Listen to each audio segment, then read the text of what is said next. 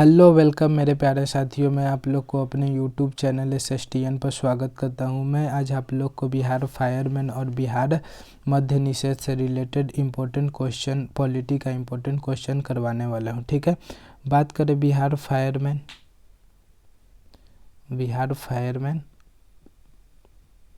और बिहार फायरमैन का exam March 2022 में शेड्यूल है।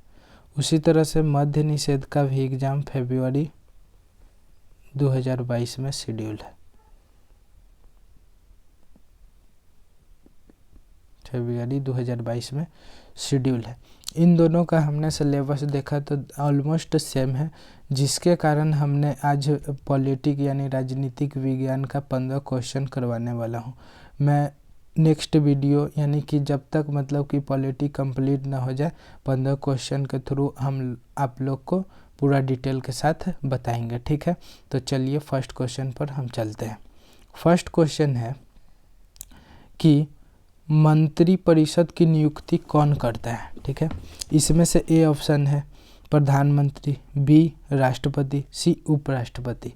तो इसका आंसर हो जाएगा बी राष्ट्रपति द्वारा। ठीक है, राष्ट्रपति द्वारा अनुच्छेद आर्टिकल 75 के तहत मंत्री परिषद और प्रधानमंत्री की नियुक्ति करते हैं। ठीक है, इसमें देखें तो राष्ट्रपति की नियुक्ति आर्टिकल 52 के तहत होते हैं, एकल संक्रमणीय मतदान के द्वारा। ठीक है, नेक्स्ट क्वेश्चन पर चलते हैं। सेकंड क्वेश्चन है कि भारतीय संविधान पूर्णतः किस तिथि से लागू हुआ था, यानी कि किस दिन लागू हुआ था। ए ऑप्शन है कि 15 अगस्त 1950, बी ऑप्शन है 26 अगस्त 1947, सी है 15 अगस्त 1947, डी है 26 जनवरी 1950। तो इसका आंसर होगा 26 जनवरी 1950। इससे पहले हम बात करते हैं कि 26 नवंबर 1949 को संविधान पारित किया गया था। ठीक है, जिसके कारण 26 नवंबर को संविधान दिवस मनाया जाता है। ठीक है, और बात करें तो संविधान के प्रारूप समिति का अध्यक्ष थे डॉक्टर भीमराव अंबेडकर। ठीक है, भीमराव अंबेडकर, जिसका ये इम्पोर्टेंट क्वेश्चन है, हर एक एग्जाम में पूछा जाता है। चलिए तो नेक्स्ट क्वेश्चन पर चलते हैं। इसमें है कि थर्ड क्वेश्चन कि भारतीय संसद में कितने सदन होते हैं। ठीक है, ए ऑप्शन है 3, बी थर्ड, सी 4, डी 5। ठीक है, तो हम भारतीय सदन में 2 सदन होते हैं।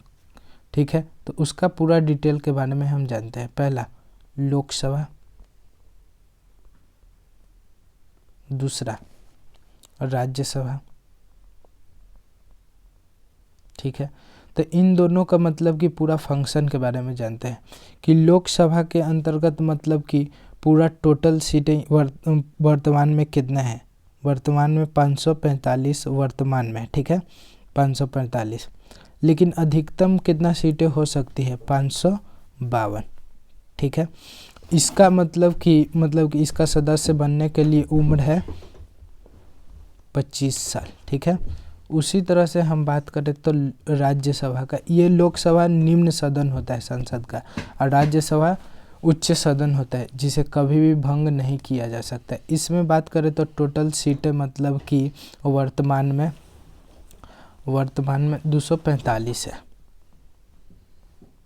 245, लेकिन अधिकतम कितना हो सकता है, अधिकतम 250 सीटें हो सकती है। ठीक है, और आगे भी बढ़ाया जा सकता है क्योंकि मतलब कि क्षेत्र के हिसाब से। ठीक है, लेकिन इसका उम्र मतलब कि कितना होना चाहिए सदस्य बनने के लिए, कम से कम 30 साल। ठीक है, तो आप लोग को इसलिए हम बता रहे हैं कि इससे रिलेटेड भी क्वेश्चन पूछा जाता है।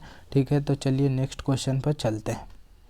नेक्स्ट क्वेश्चन है कि भारत के राज्यपाल को अध्यादेश जारी करने की शक्ति प्रयुक्त की जा सकती है। ठीक है, यानी कि अध्यादेश राज्यपाल मतलब कि किस विषय पर मतलब कि अपना अध्यादेश जारी कर सकते हैं। ठीक है, तो हम बात करें कि संविधान की 7वीं अनुसूची में मतलब कि 3 तरह का सूची है। ठीक है, पहला है संघ सूची, संघ सूची का अंतर्गत बात करें तो मतलब कि केंद्र से रिलेटेड आ जाता है, जैसे कि रेलवे, डाक और परमाणु संबंधित और प्रशिक्षित संबंधित।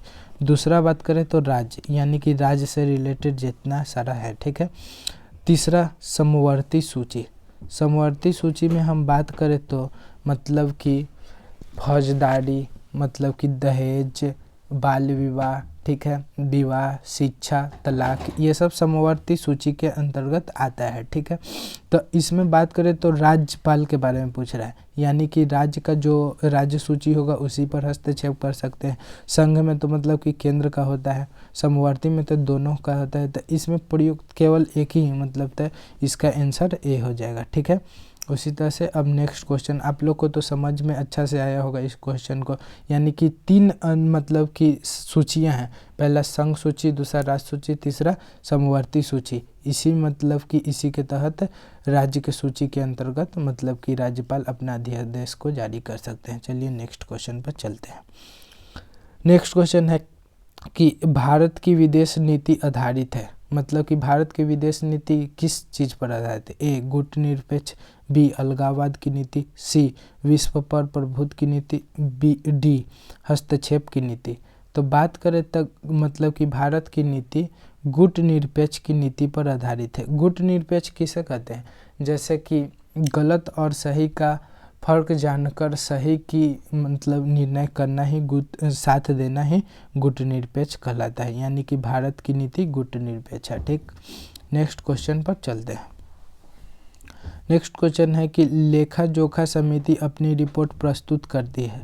ए ऑप्शन है नियंत्रण एवं महालेख परीक्षक को, बी लोकसभा के स्पीकर को, सी संसदीय मामले के मंत्री को, डी भारत के राष्ट्रपति को, ठीक है। तो इसका आंसर हम जानते हैं, इसका आंसर बी होगा, लोकसभा के स्पीकर को। अभी वर्तमान में लोकसभा का स्पीकर कौन है? ओम बिरला जी,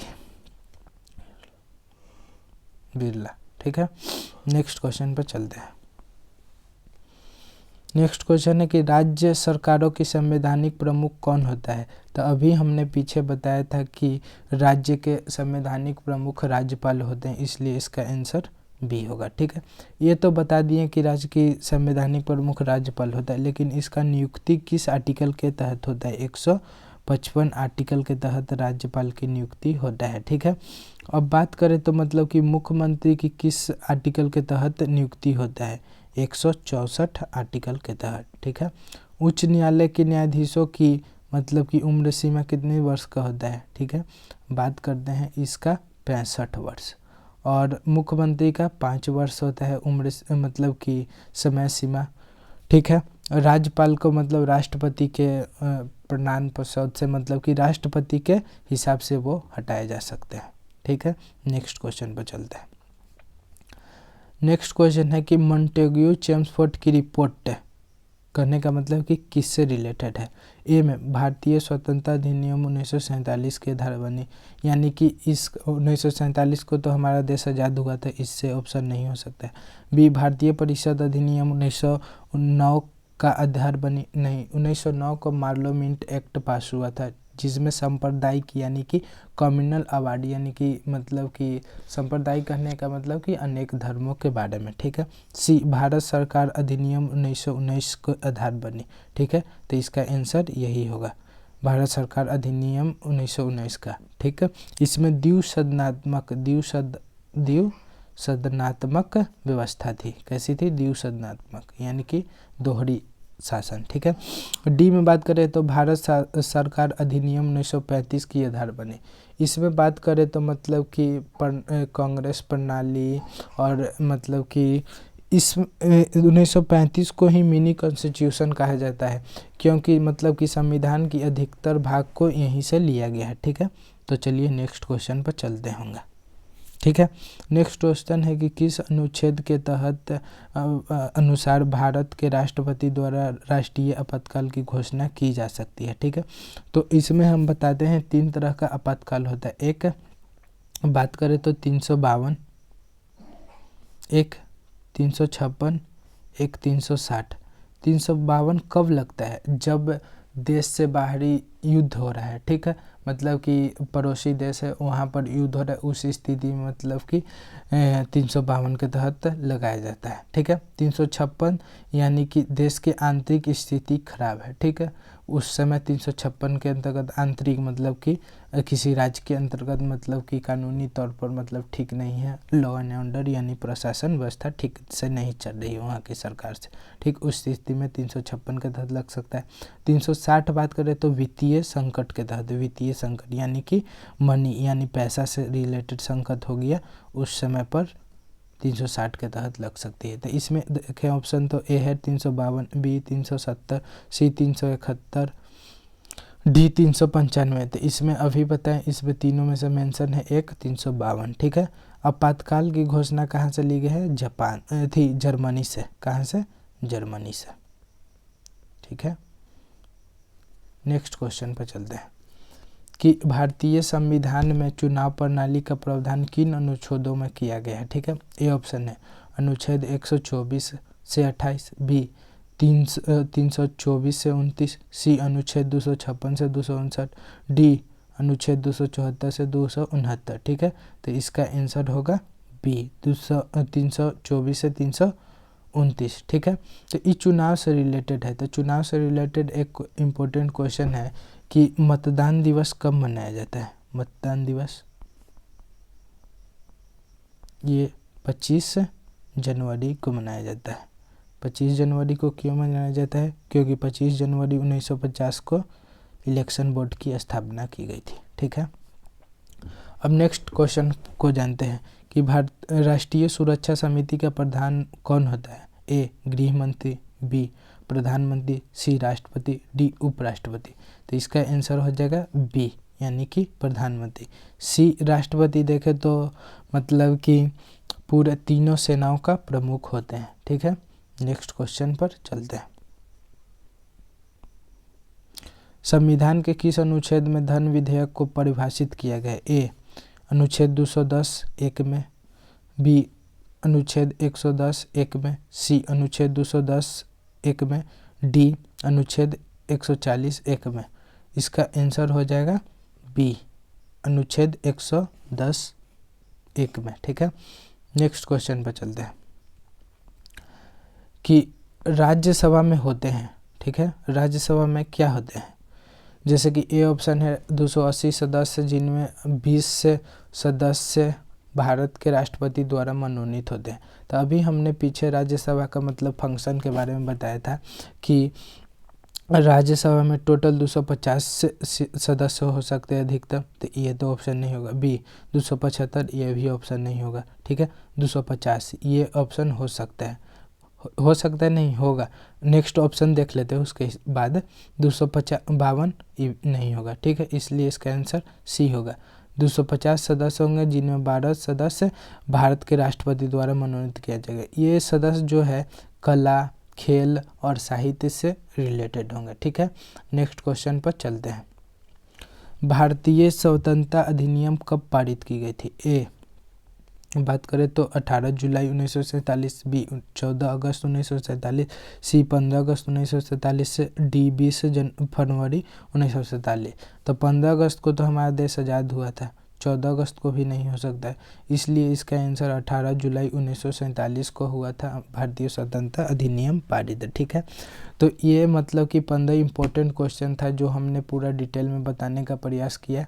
और बताइएगा कि हमारा प्रयास कैसा रहा। आप लोग को अगर अच्छा लगे तो कमेंट करके बताइएगा, और हम नेक्स्ट वीडियो में 15 क्वेश्चन के थ्रू आपको राज्य व्यवस्था की पूरी कंप्लीट कराने का प्रयास करेंगे।